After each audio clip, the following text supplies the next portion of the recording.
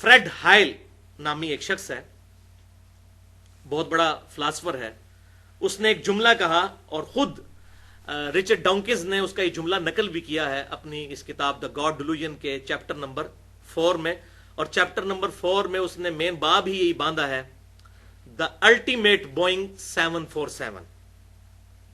तो वो कहता है ये तुम कह रहे हो बोइंग 747 खुद ब खुद बन गए, तो सबसे बड़ा बोइंग 747 तो खुद गॉड है, वो कैसे खुद ब खुद बन गया फिर? तो वो बात मैं इंशाल्लाह डिस्कस करता हूं, ये आखिरी वसवसा था उसका। तो बहरहाल फ्रेड हाइल का जो जुमला है गोल्डन कोट, जबरदस्त, ये मैं लफ्ज ब लफ्ज पढ़ के सुनाता हूं जो द गॉड डिल्यूजन में भी उसने नकल किया। Probability of life originating on earth is no greater than the chance that a hurricane sweeping through a scrapyard would have the luck to assemble a Boeing 747। Fred हाइल कहता है कि इस बात का इम्कान कि जिंदगी खुद ब खुद जमीन पर पैदा हो गई, इससे ज्यादा इम्कान नहीं है कि कोई हवाई तूफान चले और वो कूड़े के ढेर से चीजें जमा करके तो एक 747 बोइंग तैयारा तैयार करते। ये तो फिर भी हो सकता है, इससे ज्यादा मुश्किल फिनोमेना जो है वो जिंदगी का प्रोड्यूस होना है जमीन के ऊपर। और जाहिर है कि हमें तो कभी वहम भी नहीं आएगा। मैं कहता हूं इवन मैं ये दावा करूं कि ये बाल पॉइंट खुद ब खुद बन गई है, इसमें स्प्रिंग लोडेड जो ये इसकी निब मौजूद है और इसके अंदर जो स्याही है ये पूरी प्लास्टिक की, और ये पूरा क्लिक सिस्टम है इसके अंदर मैकेनिकल, ये खुद ब खुद बन गया। तो कोई पागल बेवकूफ आदमी भी मेरी स्टेटमेंट नहीं मानेगा। तो इतना कंप्लेक्स सिस्टम खुद ब खुद बन गया। तो वो फ्रेड हाइल ने बड़ी जबरदस्त बात की कि 747 बोइंग तैयारा खुद ब खुद कूड़े के ढेर से कचरा इकट्ठा करे, तूफान चले, अंधेरी चले, और वो एक 747 जो एक साल में तैयार होता है, बोइंग कंपनी एक साल में तैयार करती है कितनी मेहनत के साथ, वो खुद ब खुद बन जाए। तो ये तो फिर भी पॉसिबल हो सकता है, लेकिन इंसान का पैदा होना जानदार का रूए अर्ज पे, उसकी प्रोबेबिलिटी इससे भी कम है। लेकिन रिचर्ड डॉकिंस ने बजाय उसकी ये बात मानने के उसका मजाक उड़ाया और उसने कहा कि for the sake of argument हम एग्री करते हैं कि 747 कभी भी खुद नहीं बन सकता, इतनी मेहनत से ही तैयारा बनता है। तो फिर उसने आगे से वो शैतानत वाला सवाल किया। उसने कहा सबसे बड़ा बोइंग 747 तो खुद गॉड है।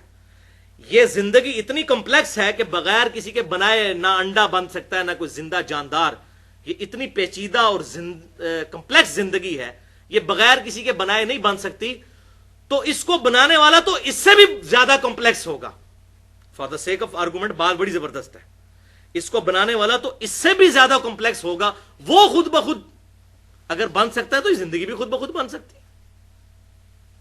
तो हम कहते हैं कि for the sake of argument हम भी एग्री करते हैं कि हम जिस क्रिएटर की बात कर रहे हैं, बिल फर्ज उसको भी किसी ने बनाया है, किसी ऐसे क्रिएटर ने जो उससे बड़ा अल्टीमेट बोइंग 747 है।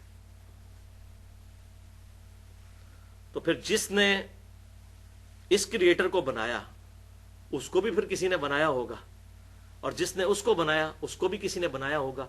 तो ये एक फिक्टोरियल प्रॉब्लम शुरू हो जाएगा इनफिनिट तक, कि उसके बनाने वाले को भी किसी ने बनाया, उसके बनाने वाले को भी किसी ने बनाया। तो इसका तो एंड ही कोई नहीं होगा, जबकि दूसरे एंड पे रियलिटी है कि हम सब मौजूद हैं। ये थ्योरी नहीं है, हम सब मौजूद हैं, हमारा क्रिएटर है। अच्छा, हमारे क्रिएटर का भी कोई क्रिएटर, उसका भी कोई क्रिएटर, उसका भी कोई क्रिएटर, तो ये बात कहीं रुकेगी नहीं। मैथमेटिकली ये रॉन्ग स्टेटमेंट और इलॉजिकल एक फंक्शन बन जाएगा, सवाए इसके कि यह बात मान ली जाए कि कोई एक क्रिएटर ऐसा है कि जिससे पहले कोई क्रिएटर नहीं था, वो था हमेशा से, और उससे ये सारी की सारी चीजें ओरिजिनेट हुई। तभी तो ये इक्वेशन मुकम्मल होगी कि हमारे बनाने वाले को किसी ने बनाया, उसको किसी ने बनाया, उसी ने किसी ने, तो अल्टीमेटली किसी एक क्रिएटर तक हम पहुंचेंगे कि जिसे किसी ने ना बनाया हो, तभी ये इक्वेशन मुकम्मल होगी। तो भाई वही तो है लम यलिद वलम यूलद, जो किसी से जना नहीं गया, लम यलिद वलम यूलद। और कुर्बान जाऊं आप सल्लल्लाहु अलैहि वसल्लम के, बुखारी और मुस्लिम की मुत्तफकुन अलैह हदीस है, आप सल्लल्लाहु अलैहि वसल्लम ने इरशाद फरमाया कि एक जमाना आएगा کہ لوگ آپس میں یہاں تک سوال کریں گے کہ یہ کائنات اگر اللہ نے بنائی ہے تو اللہ کو کس نے بنایا ہے. تو رچرڈ ڈاؤکنز کی کتاب پڑھ کے تو مجھے وہ یقین آیا کہ واقعی آپ صلی اللہ علیہ وسلم نے سچ فرمایا تھا. اور ایک اور حدیث بخاری اور مسلم کی ہے، اس میں آیا کہ شیطان آتا ہے انسان کے پاس، وہ کہتا ہے یہ چیز کس نے بنائی، یہ کس نے بنائی. الٹیمیٹلی پوچھتا ہے اللہ کو کس نے بنایا. جب یہ کہے تو تم کہو اعوذ باللہ من الشیطان الرجیم اور اللہ کی پناہ حاصل کر لو. لیکن اس کا ایک ترک صحیح سند کے ساتھ سنن ابی داؤد میں انٹرنیشنل نمبرنگ کے مطابق 4723 اور سنن نسائی الکبریٰ میں 10497 نمبر حدیث ہے. بہترین یہی حدیث ہے کہ شیطان آ کے سوال کرتا ہے تو اس میں آپ صلی اللہ علیہ وسلم نے فرمایا کہ تم کہو فقولوا اللہ احد اللہ الصمد لم یلد ولم یولد ولم یکن لہ کفوا احد. تم کہو کہ اس نے بنایا ہے مجھے جو اکیلا ہے، اس کا کوئی ثانی نہیں ہے، بے نیاز ہے، نہ اس نے کسی کو جنا نہ وہ خود کسی سے جنا گیا، اور اس کی برابری کا اس کی ٹکر کا کوئی نہیں ہے. یہ سورۃ الاخلاص جو ٹچ سٹون آف تھیولوجی ہے، توحید کا سمجھ لیں کسوٹی، جو یہ گولڈ سمتھ سنیاروں کے پاس کسوٹی ہوتی ہے نا، ٹچ سٹون آف تھیولوجی سورہ اخلاص ہے. تو تم یہ سورہ اخلاص پڑھ دیا کرو. اور ایک اور حدیث بخاری اور مسلم کی ہے جس میں آپ صلی اللہ علیہ وسلم نے ارشاد فرمایا کہ جب شیطان یہ وسوسہ دلائے تو کہا کرو آمنت باللہ ورسولہ، میں ایمان لایا اللہ پر اور اس کے رسولوں پر.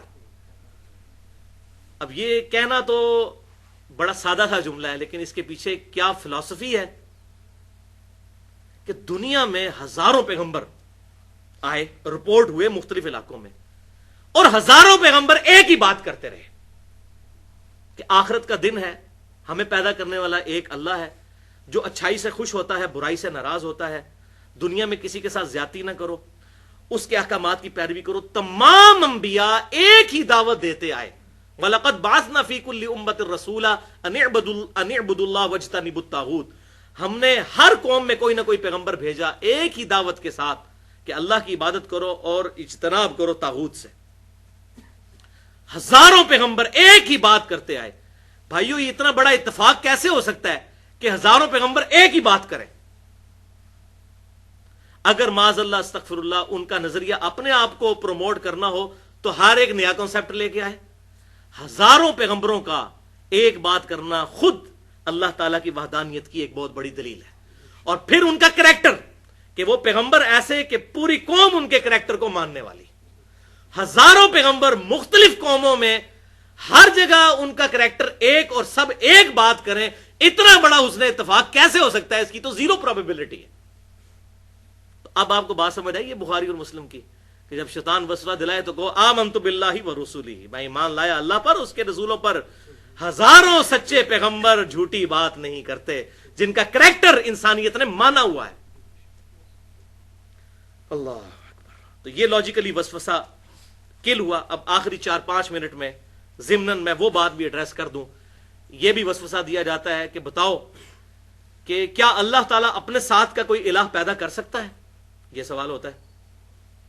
یا اللہ تعالیٰ چاہے کوئی ایک پتھر ایسا بنا سکتا ہے جسے خود نہ اٹھا سکے؟ اس کا جواب کیا دیا جائے؟ تو بھائیو بائی ڈیفینیشن یہ سوالات ہی غلط ہیں. اگر آپ سے کوئی پوچھے کہ بتائیے جب آپ کے ابو جان کی آپ کی امی جان کے ساتھ پہلی شادی ہوئی تھی اس وقت آپ کی عمر کتنی تھی؟ تو آپ کہیں گے یہ تو سوال ہی غلط ہے جناب، ان لاجیکل سوال، میری عمر کہاں سے ہونی تھی؟ اور اس کو علم الکلام میں کہا جاتا ہے محال. اس طرح کے جو ان لاجیکل کوسچن ہیں اس کو کہا جاتا ہے محال. یہ بائی ڈیفینیشن ہی غلط ہے. کیوں؟ اگر کوئی شخص یہ کہے کہ اللہ تعالیٰ کیا اس بات پر قادر ہے کہ اپنے ساتھ کا کوئی اور الہ پیدا کر لے، تو ہم کہیں گے کہ بھائی یہ سوال ہی لاجیکل ہے، اس لیے کہ جو پیدا ہوگا وہ الہ تو ہو ہی نہیں سکتا، وہ تو مخلوق ہوگا. خالق کی تو ڈیفینیشن ہی یہی ہے لم یلد ولم یولد، وہ اوریجن ہو. تو اللہ تعالیٰ کیا اور کوئی الہ پیدا کر سکتا ہے؟ تو ہم کہیں گے یہ سوال ہی غلط ہے، یہ محال ہے. اب اس کو کہنا کہ اللہ کی قدرت میں داخل نہیں ہے، بھائی یہ سوال ہی غلط ہے. اچھا اسی طریقے سے کیا اللہ تعالیٰ کوئی ایسا پتھر بنا سکتا ہے جس کو خود نہ اٹھا سکے؟ تو ہم کہیں گے یہ بائی ڈیفینیشن ہی سوال غلط ہے. خود نہیں اٹھا سکتا تو وہ الہ نہیں ہے. ٹھیک ہے. اچھا وہ کہتے ہیں نہیں اگر وہ بنا نہیں سکتا تو پھر الہ، تو یہ سوال ہی غلط ہو جائے گا. کوئی بھی چیز الہ کی کیپیبلٹی سے باہر نہیں ہو سکتی، اس کے قابو سے باہر نہیں. ان اللہ علی کل شیء قدیر. تو یہ سوال اس کے جواب میں ہم کہیں گے محال ہے. اسی طریقے سے اگر کوئی شخص یہ کہے کہ اللہ تعالیٰ چاہے تو نبی صلی اللہ علیہ وسلم کے بعد بھی کسی کو پیغمبر بنا کے بھیج سکتا ہے، تو ہم کیا کہیں گے؟ محال ہے. کیوں؟ قرآن پاک نے فیصلہ کر دیا ما کان محمد ابا احد من رجالکم ولکن رسول اللہ وخاتم النبیین. خاتم بھی ہے اور خاتم بھی ہے، دونوں چیزیں قرآن میں بھی احادیث میں بھی آیا. تو اب یہ خاتم نبوت کی ڈیفینیشن کے منافی ہو جائے گا کہ اللہ تعالیٰ کوئی اور پیغمبر بھیج دے. انہیں جی اللہ تعالیٰ چاہے تو کر سکتا ہے، تو ہم کہیں گے نہیں. کیوں؟ قرآن میں آیا لا تبدیل لکلمات اللہ. اللہ کے کلمات نہیں بدلتے، جو کلمات بدل دے وہ اللہ نہیں ہے، اور جو اللہ ہے وہ کلمات نہیں بدلتا. جو جھوٹ بولے وہ اللہ نہیں ہے، اور جو اللہ ہے وہ جھوٹ بولتا نہیں ہے. کوئی بھی نٹوریس کوالٹی اللہ تعالیٰ کے ساتھ منسوب نہیں کی جا سکتی. کیا اللہ تعالیٰ جھوٹ بولنے پر قادر ہے؟ ہم کہیں گے کہ یہ سوال ہی غلط ہے. ٹھیک ہے. اسی طریقے سے کیا اللہ تعالیٰ چاہے تو موسیٰ علیہ السلام کو دوزخ میں اور فرعون کو جنت میں بھیج دے؟ تو ہم کہیں گے محال ہے. تو یہ ہوگی محال کی ٹرم. اور دوسری ٹرم ہے مقدور، اس کے اپوزٹ. مقدور ہے جو اللہ تبارک و تعالیٰ کی قدرت میں چیزیں داخل ہیں چاہے اس نے نہ کی ہوں. مثلا اگر کوئی شخص کہے کیا اللہ تعالیٰ ایسی سیڑھی بنا سکتا ہے جس سے ہم آسمان پہ چڑھ جائیں؟ تو ہم کہیں گے ہاں بنا سکتا ہے، اگرچہ اس نے بنائی نہیں ہے، لیکن اللہ تعالیٰ اس بات پر قادر ہے. اللہ تعالیٰ چاہے تو آگ کو ٹھنڈا کر سکتا ہے، بالکل کر سکتا ہے. عموماً نہیں ہوتی، لیکن جب چاہے کر سکتا ہے. ابراہیم علیہ السلام کے لیے کی. تو فزیکل فینومینا آف نیچر جتنے ہیں وہ اللہ تعالیٰ کی مخلوقات ہیں، جب چاہے اللہ تعالیٰ ان کو توڑ سکتا ہے جس وقت چاہے. ہمیں نیند سے بے نیاز کر سکتا ہے، بالکل کر سکتا ہے. جنت میں کرے گا، وہاں نیند نہیں ہے، جنت میں رات نہیں ہے. پیشاب سے بھی بے نیاز کر دے گا. صحیح مسلم میں حدیث ہے خوشبودار ڈکار آئے گی، سارا کھانا ہضم، پیشاب کی ضرورت ہی کوئی نہیں. تو یہ سارے فزیکل فینومینا آف نیچر اللہ تعالیٰ ان فینومیناز کا پابند نہیں ہے. اللہ تعالیٰ جب چاہے ان کو توڑ سکتا ہے. یہ تمام چیزیں مقدور ہیں. تو محال اور مقدور کا فرق سمجھ آ گیا. میرے خیال ہے اتنا ہی کافی ہے. باقی جتنی چیزیں ہیں وہ ساری باتیں ایڈریس کی جائیں تو گھنٹوں چاہیے. اللہ تعالیٰ سے دعا ہے جو حق بات میں نے کہی اللہ تعالیٰ ہمارے دلوں میں راسخ فرمائے. اگر جذبات میں میرے منہ سے کوئی غلط بات نکل گئی تو اللہ تعالیٰ ہمارے دلوں سے محو کر دے. ہمیں کتاب و سنت کی تعلیمات پر عمل کر کے دوسرے بھائیوں تک پہنچانے کی توفیق عطا فرمائے. سبحانک اللہم و بحمدک اشہد ان لا الہ الا انت استغفرک و اتوب الیک وما علینا الا البلاغ المبین.